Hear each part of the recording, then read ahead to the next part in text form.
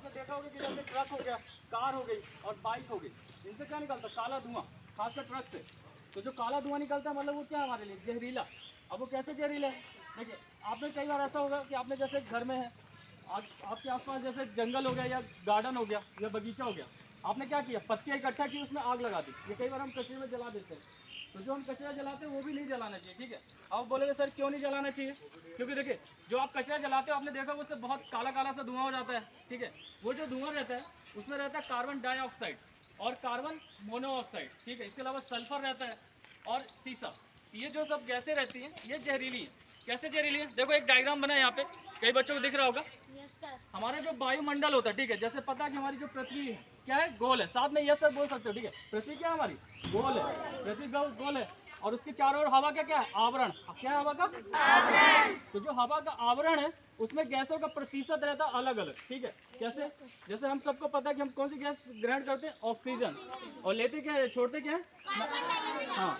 और जो कार्बन, जो पेड़ पौधे वो उल्टा करते हैं, वो कार्बन डाइऑक्साइड लेते हैं और ऑक्सीजन छोड़ते हैं। तो आपको पता है कि बहुत सारे ऐसे पेड़ हैं जो हमें बहुत अच्छी से ऑक्सीजन देते हैं। जैसे आपके यहाँ स्कूल में पीपल का पेड़ लगा है, इसके अलावा हम घर में तुलसी का पेड़ लगाते हैं, नीम का पेड़ हो गया, ये सब ऑक्सीजन देने वाले हैं। तो आपको ये समझना है यहाँ पे कि जैसे यदि हमने पत्ती जलाई तो वो जहरीली हो गई, ठीक है।